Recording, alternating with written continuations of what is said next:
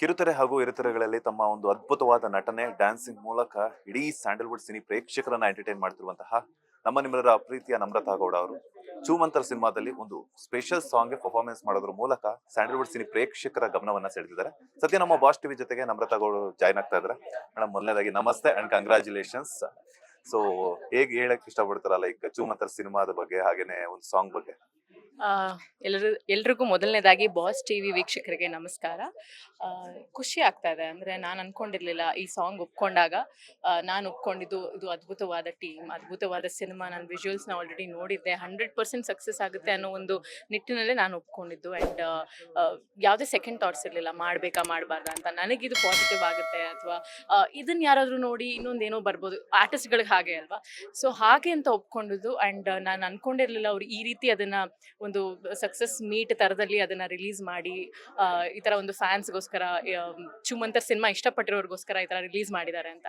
ನನಗೆ I am very grateful. ಅಂದ್ರೆ hard work ಮತ್ತೆ ಟ್ಯಾಲೆಂಟ್ ಮಾತ್ರ ಇದ್ರೆ ಸಾಲದು, ಈ ಒಂದು ಟೀಮ್ ಜೊತೆ ಅಸೋಸಿಯೇಟ್ ಆಗೋದಕ್ಕೆ ಲಕ್ ಕೂಡ ಒಂದು ಸ್ವಲ್ಪ ಇರಬೇಕು ಅಂತ ಅನ್ಸುತ್ತೆ. ಅಂಡ್ ಆ ಚಿಕ್ಕ ಲಕ್ ನನಗಿತ್ತು. ಸೊ ಹಾಗಾಗಿ I am a part of this team. ಹೆಂಗ್ ಅನಿಸ್ತಿದೆ? ಬಿಕಾಸ್ ಯಾಕಂತಂದ್ರೆ ಚೂಮಂತರ ಸಿನಿಮಾದಲ್ಲೂ ಸ್ಪೆಷಲ್ ಸಾಂಗ್ ಅನ್ನು ಕೊಟ್ಟಿದ್ದಾರೆ, ಅದ್ರ ಜೊತೆಗೆ ಸ್ಪೆಷಲ್ ಆಗಿ ಒಂದು ಈವೆಂಟ್ ಅನ್ನ ಮಾಡ್ಬಿಟ್ಟು ಆ ಸಾಂಗ್ ನ ಲಾಂಚ್ ಮಾಡಿರುವಂತದ್ದು ಎಷ್ಟು ಖುಷಿ ಕೊಟ್ಟಿದೆ ಅಂತ? ನಾನು ನನಗೆ ತಿಳಿದಿರೋ ಪ್ರಕಾರ ಮೊದಲನೇ ಬಾರಿಗೆ ಕನ್ನಡದಲ್ಲಿ ಇಂಥದ್ದೊಂದು ಪ್ರಯತ್ನ ಪ್ರಮೋಷನಲ್ ಸಾಂಗ್ಗೆ, ಇಡೀ ಸಿನಿಮಾನ ಕಥೆನ ಒಂದು ಪ್ರಮೋಷನಲ್ ಸಾಂಗ್ ಮೂಲಕ ಹೇಳಕ್ಕೆ ಹೊರಟಿರೋದು. ಆ್ಯಂಡ್ ತರುಣ್ ಸರ್ ನನಗೆ ಇದಕ್ಕೆ ಅಪ್ರೋಚ್ ಮಾಡಿದಾಗ ಐ ವಾಸ್ ವೆರಿ ಹ್ಯಾಪಿ. ಅಂದರೆ ಇಂಥದ್ದೊಂದು ಥಾಟ್ ಬಂದಿದೆಯಲ್ಲ. ಅಂದರೆ ನಾವು ಯೂಶ್ವಲಿ ಇದನ್ನು ಬಾಲಿವುಡ್ಡು ಅಥವಾ ಬೇರೆ ಹಾಲಿವುಡ್ ಆ ಥರ ಸಿನಿಮಾಗಳಲ್ಲಿ ನೋಡಿರ್ತೀವಿ. ಬಟ್ ಇದು ಸ್ಪೆಷಲಿ ಫಾರ್ ಸೋಷಿಯಲ್ ಮೀಡಿಯಾದಲ್ಲಿ ಎಲ್ಲ ಏನು ಫಾಲೋ ಮಾಡ್ತಾ ಇದ್ದಾರೆ, ಅಷ್ಟೊಂದು ಫ್ಯಾನ್ ಫಾಲೋಯಿಂಗ್ ಆಗಿದೆ ಅವ್ರಿಗೆಲ್ಲ. ಏನಂತಾರೆ, ಅವ್ರನ್ನ ತಲುಪಿಸೋದಕ್ಕೆ ಒಂದು ಸಾಂಗ್ನ ಮಾಡಿ ಹೀಗೆ ರಿಲೀಸ್ ಮಾಡಿದ್ದು ನನಗೆ ಖುಷಿ ಕೊಡ್ತಾ ಇದೆ. ಅದು ಈ ಕ್ರೆಡಿಟ್ಸ್ ಪೂರ್ತಿ ಚುಮಂತರ್ ಟೀಮ್ಗೆ ಹೋಗ್ಬೇಕು. ಸೋಷಿಯಲ್ ಮೀಡಿಯಾದಲ್ಲಂತೂ ನಿಮ್ಮ ಪೋಸ್ಟ್ ಗಳಾಗಿರ್ಬೋದು ಅಥವಾ ಡ್ಯಾನ್ಸ್ ಮೂಲಕ ನಿಮ್ಮ ಕಿಶನ್ ಆಗಿರ್ಬೋದು, ಕಾರ್ತಿಕ್ ಅವ್ರ ಜೊತೆ ಆಗಿರ್ಬೋದು, ಡ್ಯಾನ್ಸ್ ಮೂಲಕ ಎಲ್ಲ ಒಂದು ಸೋಷಿಯಲ್ ಮೀಡಿಯಾ ವ್ಯೂವರ್ಸ್ ನೆಲ್ಲ ಸಹ ಹಲ್ಚಲ್ ಎಬ್ಬಿಸ್ತಾ ಇರ್ತಾರೆ. ಈ ಒಂದು ಸಾಂಗ್ ಸಿಕ್ಕಿದ್ರ ಬಗ್ಗೆ ಹೆಂಗ್ ಅನಿಸ್ತಿದೆ ಅಂತ?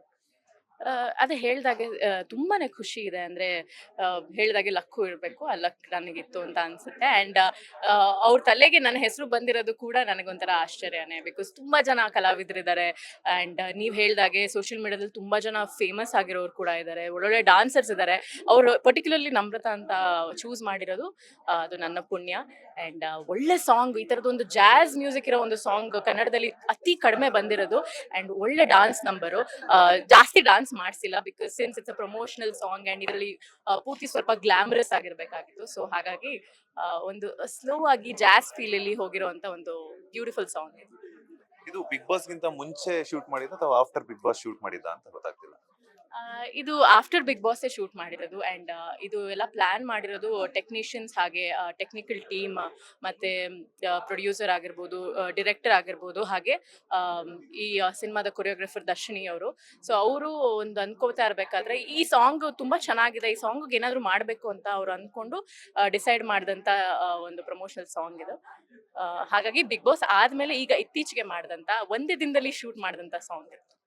ಸೊ ಇದ್ರ ಜೊತೆಗೆ ಬೇರೆ ಯಾವ ಸಿನಿಮಾಗಳಲ್ಲಿ ನಿನ್ನೆ ಅಷ್ಟೇನೆ ಕೋಣ ಸಿನಿಮಾದಲ್ಲೂ ಒಂದು ಸ್ಪೆಷಲ್ ಪರ್ಫಾರ್ಮೆನ್ಸ್ ಕೊಟ್ಟಿದ್ದಾರೆ. ನೀವಾಗಿರ್ಬೋದು, Bigg Boss season 11 contestant Ranjith ಅವ್ರ ಜೊತೆಗೆಲ್ಲಾನು ಟ್ರೆಡಿಷನಲ್ ಲುಕ್ ಅಲ್ಲಿ ಈಗಾಗಲೇ ಸೋಷಿಯಲ್ ಮೀಡಿಯಾದಲ್ಲಿ ವಿಡಿಯೋಸ್ ಆಗಿರ್ಬೋದು ಎಲ್ಲ ವೈರಲ್ ಆಗ್ತದೆ. ಸಿನಿಮಾಗಳಿದೆ ಅಂತ. ಸದ್ಯಕ್ಕೆ ನಾನು ಟೆಲಿವಿಷನ್ ಇಂದ ಬಂದ ಕಲಾವಿದೆ. ಅಂದ್ರೆ ಮುಂಚೆ ಚೈಲ್ಡ್ ಆರ್ಟಿಸ್ಟ್ ಆಗಿ ಸಿನಿಮಾಗಳನ್ನ ಮಾಡಿದ್ದೀನಿ. ಸಾಕಷ್ಟು ವರ್ಷಗಳು ನಾನು ಟೆಲಿವಿಷನ್ ಅಲ್ಲೇ ಕಾಣಿಸ್ಕೋತಾ ಇದ್ದೆ. ಸಿನಿಮಾ ಮಾಡಬೇಕು ಅನ್ನೋ ಕನಸು ಎಲ್ರಿಗೂ ಇರುತ್ತೆ. ಆ್ಯಂಡ್ ಈಗ ಅದು ನನಸಾಗಿದೆ. ಆ್ಯಂಡ್ 2 ಪ್ರಾಜೆಕ್ಟ್ ಮಾಡ್ತಾ ಇದ್ದೀನಿ. ಒಂದು ಕೋಣ ಆಬ್ವಿಯಸ್ಲಿ ಎಲ್ರಿಗೂ ಆಲ್ರೆಡಿ ಗೊತ್ತಾಗೋಗಿದೆ. ಆ್ಯಂಡ್ ಇನ್ನೊಂದು ಆದಷ್ಟು ಬೇಗ ಹೇಳಬೇಕು. ಅಂದರೆ ಇನ್ನು ಅದ್ರ ಬಗ್ಗೆ ನನಗೂ ಕೂಡ ಅಷ್ಟು ಅಪ್ಡೇಟ್ಸ್ ಇಲ್ಲ. ಸೊ ಹಾಗಾಗಿ ಟೀಮ್ ಜೊತೆಗೆ ಅದನ್ನ ಆದಷ್ಟು ಬೇಗ ಅನೌನ್ಸ್ ಮಾಡ್ತೀನಿ. ಸೊ 2 ಪ್ರಾಜೆಕ್ಟ್ ನಡೀತಾ ಇದೆ. ಟೆಲಿವಿಷನ್ ಅಂತಂದ್ರೆ ಒಂದು ಡಿಫ್ರೆಂಟ್ ಮ್ಯಾನರಿಸಮ್ ಇರುತ್ತೆ. ಬಿಕಾಸ್ ಯಾಕಂತಂದ್ರೆ ಸೀರಿಯಲ್ ವ್ಯೂವರ್ಸ್ ಕಡೆಯಿಂದ. ಸೊ ಸಿನಿಮಾಗೂ ಟೆಲಿವಿಷನ್ಗೂ ಸೀರಿಯಲ್ಸ್ಗೂ ಏನ್ ಡಿಫರೆನ್ಸಸ್ ಅಂತ ಹೇಳಕ್ ಇಷ್ಟಪಡ್ತೀರಾ? ಅಜಗಜಾಂತರ ಡಿಫ್ರೆನ್ಸ್ ಇದೆ. ನೀವು ಸೀರಿಯಲ್ ಅಲ್ಲಿ ಅಷ್ಟು ವರ್ಷ ಆಕ್ಟಿಂಗ್ ಮಾಡಿ ಸಿನಿಮಾಗೆ ಪಟ್ಟಂತ ಸ್ವಿಚ್ ಆದಾಗ ಆಮ್, ತುಂಬಾನೇ, ಅಂದ್ರೆ ಆಕ್ಟಿಂಗ್ ವೈಸ್ ನೀವು ಸಖತ್ ಗ್ರೂಮ್ ಆಗ್ಬೇಕಾಗುತ್ತೆ. ಆ್ಯಂಡ್ ಬ್ಯೂಟಿ ವೈಸ್ ಆಗಿರ್ಬೋದು, ಫಿಟ್ನೆಸ್ ವೈಸ್ ಆಗಿರ್ಬೋದು, ಎಲ್ಲದರಲ್ಲೂ ಗ್ರೂಮ್ ಆಗ್ಬೇಕಾಗುತ್ತೆ. ಆ್ಯಂಡ್ ನಾವು ಏನು ಎಕ್ಸಾಜುರೇಟ್ ಮಾಡ್ತೀವಿ ಟೆಲಿವಿಷನ್ ಅಲ್ಲಿ ಜನಕ್ಕೆ ತುಂಬಾ ಹತ್ರ ಆಗೋದಕ್ಕೆ, ಸಿನಿಮಾದಲ್ಲಿ ನಾವು ಅಂಡರ್ ಪ್ಲೇ ಮಾಡಬೇಕಾಗುತ್ತೆ. ಸೊ ಅದೆಲ್ಲ ತುಂಬಾ ಎಕ್ಸ್ಪೀರಿಯನ್ಸ್ ಮಾಡಿದ್ದೀನಿ. ಆ್ಯಂಡ್ ಆಲ್ಸೋ ಟ್ರೀಟ್ಮೆಂಟ್ ವೈಸ್ ಆಗಿರ್ಬೋದು, ಪ್ಲಾನಿಂಗ್ ವೈಸ್ ಆಗಿರ್ಬೋದು, ಆ್ಯಂಡ್ ವಾಸ್ಟ್ ಆಡಿಯನ್ಸ್ ಸಿನಿಮಾ ಅಂದರೆ ಸೊ ಇಟ್ಸ್ ಕಂಪ್ಲೀಟ್ಲಿ ಡಿಫ್ರೆಂಟ್. ನನಗಂತೂ it's a totally different animal all together ನನಗೆ. ಸೊ ಹಾಗೆ ಯಾ.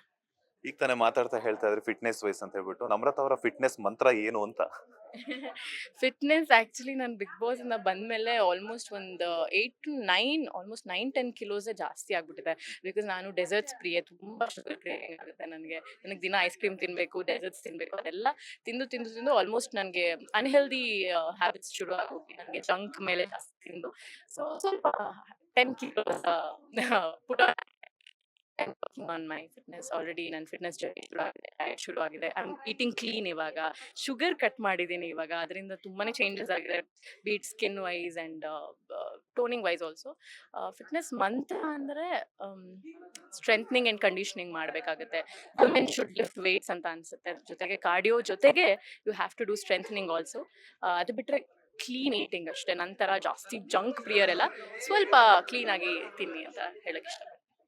ಸಿನಿಮಾ ಮತ್ತೆ ಸೀರಿಯಲ್ಗಳಲ್ಲಿ ಎರಡರಲ್ಲೂ ಕೆಲಸ ಮಾಡ್ತಿರೋದ್ರಿಂದ ನಮ್ರತಾ ಅವರು ಇಂಥದ್ದೇ ಪಾತ್ರದಲ್ಲಿ ಅಂದ್ರೆ ಪ್ರತಿಯೊಬ್ಬ ಕಲಾವಿದರಿಗೂ ಒಂದು ಡ್ರೀಮ್ ಕ್ಯಾರೆಕ್ಟರ್ ಮಾಡಬೇಕು, ಇಂಥ ಪಾತ್ರ ಮಾಡಬೇಕು ಅನ್ನಿರುತ್ತೆ. ನಿಮ್ಮ ಡ್ರೀಮ್ ಪಾತ್ರ ಯಾವುದು ಅಂತ? ಎಲ್ಲ ಆರ್ಟಿಸ್ಟ್ಗಳಿಗೂ ಸಾಕಷ್ಟು dream ಪಾತ್ರಗಳಿರುತ್ತೆ.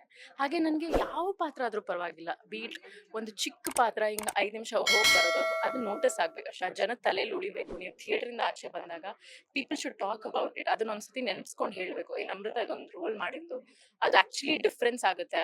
It has made a difference ಆ ಮೂವಿಲಿ. ಆ ಮೂವಿ ಟರ್ನಿಂಗ್ ಪಾಯಿಂಟೇ ಇದು. ಅಥವಾ ಅವ್ಳ ಪರ್ಫಾರ್ಮೆನ್ಸ್ ಚೆನ್ನಾಗಿತ್ತು ಅಂತ ಯಾವ ಪಾತ್ರದಲ್ಲಿ ಕಾಣಿಸ್ಕೊಂಡಾಗ ಮಾತಾಡಿದಾಗಲೂ ಕೂಡ ಅದು ನನಗೆ ತುಂಬಾನೇ ಖುಷಿ ಕೊಡುತ್ತೆ. ಆ್ಯಂಡ್ ಇಟ್ಸ್ ಗ್ರೇಟ್ ಸ್ಯಾಟಿಸ್ಫ್ಯಾಕ್ಷನ್ ನನಗೆ. ಈಗ ಬಿಗ್ ಬಾಸ್ ಫಾಲೋ ಮಾಡ್ತಿದ್ದೀರಾ ಅಂತ ನನಗೆ ಗೊತ್ತಾಗ್ತಿದೆ, ಬಿಕಾಸ್ ಯಾಕಂದ್ರೆ ಆಲ್ರೆಡಿ ಹೋಗಿ ಬಂದಿದ್ದೀರಾ. ಸೊ ನಿಮ್ಮ ಆತ್ಮೀಯ ಗೆಳತಿ ಐಶ್ವರ್ಯ ಅವ್ರನ್ನು ಸಹ ಭೇಟಿ ಆಗಿದ್ರಿ. ಸೊ ಬಿಗ್ ಬಾಸ್ 11 ಕಂಟೆಸ್ಟೆಂಟ್ಸ್ ಬಗ್ಗೆ ಯಾರು ಫಿನಾಲೆವರೆಗೂ ಬರ್ಬೋದು, ಯಾರು ಟಾಪ್ 5 ಆಗ್ಬೋದು ಅಂತ? ಕಂಪ್ಲೀಟ್ಲಿ ಆನೆಸ್ಟ್ ಆಗಿ ಹೇಳ್ತಾ ಇದ್ದೀನಿ, ನಾನು ನಮ್ಮ ಸೀಸನ್ನೇ ನಾನು ನೋಡಿಲ್ಲ, ಒಂದು ಎಪಿಸೋಡು ಇದುವರೆಗೂ ನೋಡಿಲ್ಲ. ಬಿಕಾಸ್ ನಾನು ಟೆಲಿವಿಷನ್ ಅಂದರೆ ಅಷ್ಟು ಟಿ ವಿ ಫಾಲೋ ಮಾಡಲ್ಲ. ಬಿಗ್ ಬಾಸ್ ನಮ್ಮ ಸೀಸನ್ನೇ ನೋಡಿಲ್ಲ ಅಂದರೆ ಆಬ್ವಿಯಸ್ಲಿ ನಾನು 11 ಫಾಲೋ ಮಾಡೇ ಇಲ್ಲ. ಒಂದು 2-3 ವೀಕೆಂಡ್ ಎಪಿಸೋಡ್ಸ್ ನೋಡಿದ್ದೀನಿ. ಬಿಕಾಸ್ ಸುದೀಪ್ ಸರ್ ಏನೋ ಪ್ರೊಮೋ ಬ್ಯಾಂಗ್ ಆಗಿಬಿಟ್ಟಿದಾಗ ಬೈದಿರ್ತಾರೆ ಯಾರಿಗೂ, ಏನಿದು ನೋಡಲೇಬೇಕು ಅಂತ ನೋಡಿದ್ದೀನಿ ಅಷ್ಟೇ. ಆ್ಯಂಡ್ ಎಸ್ ಅಫ್ಕೋರ್ಸ್ ನಾನು ಐಶ್ವರ್ಯ ಶಿಂದೋಗಿನ ಮೀಟ್ ಮಾಡಿದೆ. ಆ್ಯಂಡ್ ಎಲ್ಲರೂ ತುಂಬ ಚೆನ್ನಾಗಿ ಆಡ್ತಾ ಇದ್ದಾರೆ ಅಂತಲೇ ಕೇಳ್ಪಟ್ಟಿದ್ದೀನಿ. Completely clueless. ನಾವು ಏನು ಅನ್ಕೋತೀವಲ್ಲ ಅದು ಯಾವತ್ತೂ ಆಗಲ್ಲ ಬಿಗ್ ಬಾಸಲ್ಲಿ. ಸೊ ಹಾಗಾಗಿ may the best person win. And top 2 ಅಲ್ಲಿ ಬೆಸ್ಟ್ ವ್ಯಕ್ತಿತ್ವ ಇರೋರು ಅಥವಾ ಬೆಸ್ಟ್ ಸ್ಟ್ಯಾಂಡ್ ತೊಗೊಂಡಿರೋರೇ ಬರಲಿ ಅಂತ ಆಶಿಸ್ತೀನಿ. ಅಲ್ಲ, ಈಗ ನಿಮ್ ಪರಿಚಯ ಇರುವಂತ ಒಂದಷ್ಟು ಜನ ಇದ್ದಾರೆ, ಸುಮಾರು ಜನ ಇದ್ದಾರೆ. ನೀವು ಅಲ್ಲಿ ಬಿಗ್ ಬಾಸ್ ಮನೆಗೂ ಸಹ ಹೋಗಿ ಬಂದಿದ್ರಿ. ಸೊ ಯಾರು ಟಾಪ್ 5 ಆದ್ರೆ ಚಂದ, ಯಾರು ವಿನ್ ಆದ್ರೆ ಚಂದ ಅಂತ ಅಲ್ಲಿ ಹೋಗಿ ಬಂದಿರೋದ್ರಿಂದ? ಈಗ ಎಷ್ಟು ಜನ ಉಳ್ದಿದ್ದಾರೆ ನಂಗೆ ಗೊತ್ತಿಲ್ಲ, ಬಟ್ ಫಿನಾಲೆ ಹತ್ರ ಬರ್ತಾ ಇದೆ. ಐ ರಿಯಲಿ ಲೈಕ್ ಹನುಮಂತು, ಹಾಗೆ ರಜತ್ ತುಂಬ ಇಷ್ಟ ಆಗ್ತಾರೆ. ಬಿಕಾಸ್ ನೇರ ನುಡಿ ಆಗಿರ್ಬೋದು, ಯಾವುದೇ ರೀತಿ ಕಲ್ಮಶ ಕಾಣಿಸೋದಿಲ್ಲ, ಯಾವುದೇ ರೀತಿ ನಾಟಕ ಕಾಣಿಸೋದಿಲ್ಲ. ಹಾಗಾಗಿ ಬೇರೆಯವರೆಲ್ಲ ನಾಟಕ ಅಂತ ಹೇಳ್ತಾ ಇಲ್ಲ, ಬಟ್ ನಂಗೆ ಅವರಿಬ್ರು ತುಂಬ ಕನೆಕ್ಟ್ ಆಗ್ತಾರೆ. ಟಾಪ್ 2 ಅಲ್ಲಿ ಅವರಿಬ್ರು ಇದ್ದರೆ ಚೆನ್ನಾಗಿರುತ್ತೆ ಅಂತ ನನ್ಗೆ ಅನ್ಸುತ್ತೆ. ಯಾರು ವಿನ್ ಆಗ್ಬೋದು ಅಂತ?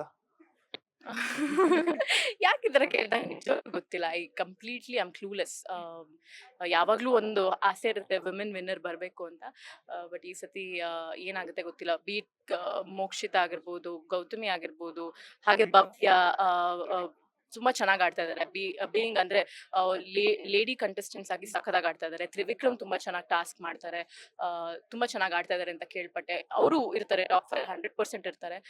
ಸೊ ಜೊತೆಗೆ ಎಲ್ಲ ವಿಮೆನ್ ಬಂದ್ರೇನು ತುಂಬ ಖುಷಿ ಆಗುತ್ತೆ. ನೋಡೋಣ ಯಾರು. ನಮ್ಮ ತರ ಪದೇ ಪದೇ ಬಿಗ್ ಬಾಸ್ ಬಗ್ಗೆ ಕೇಳ್ತೀನಿ ಅಂತ ಬೇಜಾರಾಗ್ಬೇಡಿ, ಬಿಕಾಸ್ ಯಾಕಂತಂದ್ರೆ ನೀವು ಈಗ ತಾನೇ ಹೇಳ್ತಾ ಇದ್ರಿ ಲೇಡೀಸ್ ಯಾರಾದ್ರೂ ಬಂದ್ರೆ ಚಂದ ಇರುತ್ತೆ ಅಂತ ಹೇಳ್ಬಿಟ್ಟು. ಟಾಪ್ 2ಗೆ ಹನುಮಂತು ಮತ್ತೆ ರಜತ್ ಅವ್ರು ಬಂದ್ರೆ ಚಂದ ಅಂತ. ಟಾಪ್ 5 ಕಂಟೆಸ್ಟೆಂಟ್ಸ್ ಅಲ್ಲ, ಅಥವಾ ಟಾಪ್ ಲಿಸ್ಟ್ ವುಮೆನ್ಸ್ ಇವಾಗ ಇರುವಂತದ್ದು 3 ಜನ, ಭವ್ಯ ಅವರಾಗಿರ್ಬೋದು, ಮೋಕ್ಷಿತಾ ಅವರಾಗಿರ್ಬೋದು, ಅಥವಾ ಗೌತಮಿ ಅವರಾಗಿರ್ಬೋದು, ಯಾರು ಬಂದ್ರೆ ಚಂದ ಅಂತ? ಟಾಪ್ 2 ಟಾಪ್ 2 ಅಥವಾ ಯಾರು ವಿನ್ ಆಗ್ಬೋದು? ವುಮೆನ್ ಅಲ್ಲಿ ಭವ್ಯ, ಮೋಕ್ಷಿತಾ ಹಾಗೆ ಗೌತಮಿಯಲ್ಲಿ ಪ್ರಾಬ್ಲಿ ಮೋಕ್ಷಿತಾ ಅಂತ ಅನ್ಸುತ್ತೆ. ಹಾಗೇನೆ ಇನ್ನೊಂದು, ನಾನು ಐಶ್ವರ್ಯ ಅವ್ರನ್ನ ಇಂಟರ್ವ್ಯೂ ಮಾಡ್ತಾ ಹೇಳಿದ್ದೆ, ಸೊ ನೀವು ಬಿಗ್ ಬಾಸ್ ಹೋಗೋದಕ್ಕಿಂತ ಮುಂಚೆ ಒಂದ್ ಟ್ರಿಪ್ ಎಲ್ಲ ಹೋಗಿ ಬಂದಿದ್ರಿ ನೀವು. ಅಯ್ಯೋ. ಸೊ ಟ್ರಿಪ್ ಹೋಗಿ ಬಂದಾಗ ಸ್ವಲ್ಪ ಅದಾದ್ಮೇಲೆ ನಿಮ್ಮ ಮತ್ತೆ ಅವ್ರ ಮಧ್ಯೆ ಏನೋ ಒಂದು ಸಣ್ಣ ವೈಮನಸ್ಸು ಉಂಟಾಯ್ತು.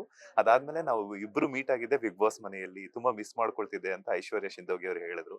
ಸೊ ಅದ್ರ ಬಗ್ಗೆ ಹೇಳೋದಾದ್ರೆ, ನಿಮ್ಮ ಮತ್ತೆ ಐಶ್ವರ್ಯ ಅವರ ಫ್ರೆಂಡ್ಶಿಪ್ ಬಾಂಡಿಂಗ್ ಬಗ್ಗೆ ಹೇಳೋದಾದ್ರೆ? ನಾನು ಆ್ಯಕ್ಚುಲಿ ಎಲ್ಲೂ ಹೇಳಿರಲಿಲ್ಲ, ಹೇಳ್ಕೊಂಡೇ ಇರಲಿಲ್ಲ. ಬಿಕಾಸ್ ನನಗೆ ಅಥವಾ ಕಟ್ ಆಫ್ ಆದಾಗ ಫ್ರೆಂಡ್ಶಿಪ್ಪು ಅಥವಾ ಏನೋ ಮಧ್ಯೆ ಒಂದು ಭಿನ್ನಾಭಿಪ್ರಾಯ ಬಂದಾಗ I don't share it with anybody. ನನ್ನ ಫ್ಯಾಮಿಲಿ ಹಾಗೆ ಫ್ರೆಂಡ್ಸಲ್ಲೂ ನಾನು ಹೇಳ್ಕೊಡಲ್ಲ. ನಾನು ಸೈಲೆಂಟಾಗಿ ನಾನು ಕಟ್ ಆಫ್ ಆಗಿಬಿಡ್ತೀನಿ.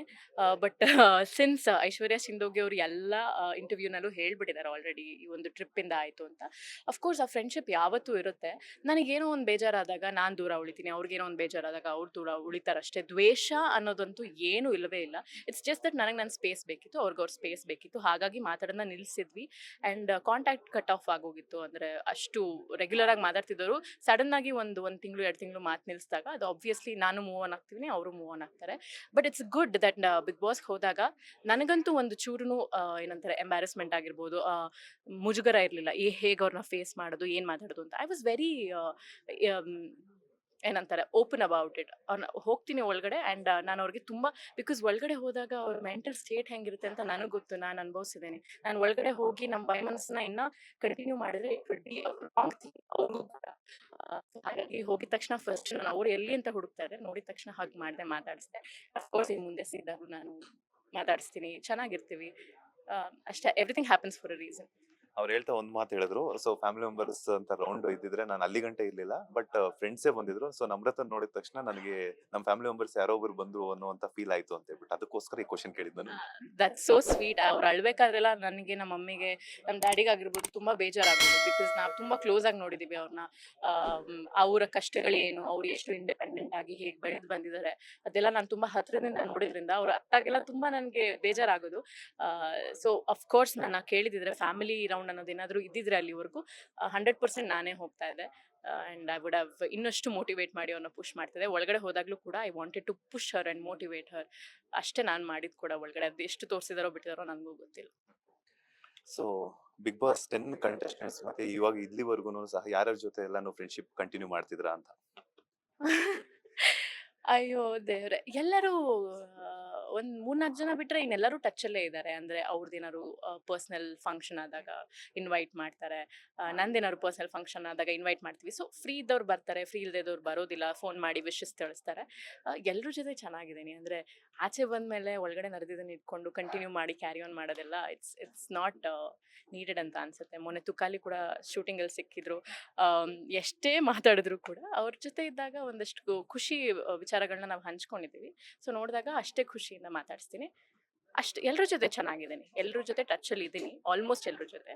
ಒಂದು 2-3 ಜನ ಜೊತೆ ಅಲ್ಲಿ ಟಚ್ಚಲ್ಲಿ ಉಳ್ಕೊಂಡಿಲ್ಲ. ಬಿಕಾಸ್ ನನಗೆ ಪರ್ಸ್ನಲ್ ಗ್ರೋತಿಗೆ ಅದು ಹೆಲ್ಪ್ ಆಗಲ್ಲ ಅಂತ ನನಗನ್ನಿಸ್ತು. ಹಾಗಾಗಿ ಒಂದು 3-4 ಜನದಿಂದ ನಾನು ದೂರ ಉಳಿದಿದ್ದೀನಿ ಅಷ್ಟೇ. ಲೇಟೆಸ್ಟ್ ಹಾಗೂ ಇಂಟ್ರೆಸ್ಟಿಂಗ್ ಸುದ್ದಿಗಳಿಗಾಗಿ ಬಾಸ್ ಟಿವಿ ಕನ್ನಡ ಚಾನೆಲ್ನ ಸಬ್ಸ್ಕ್ರೈಬ್ ಮಾಡಿ. ಹಾಗೆಯೇ ಬೆಲ್ ಐಕಾನ್ ಪ್ರೆಸ್ ಮಾಡಿ. ಇದರ ಜೊತೆಗೆ ಫೇಸ್ಬುಕ್, ಇನ್ಸ್ಟಾಗ್ರಾಮ್, ಎಕ್ಸ್ನಲ್ಲೂ ಮಿಸ್ ಮಾಡದೆ ಫಾಲೋ ಮಾಡಿ.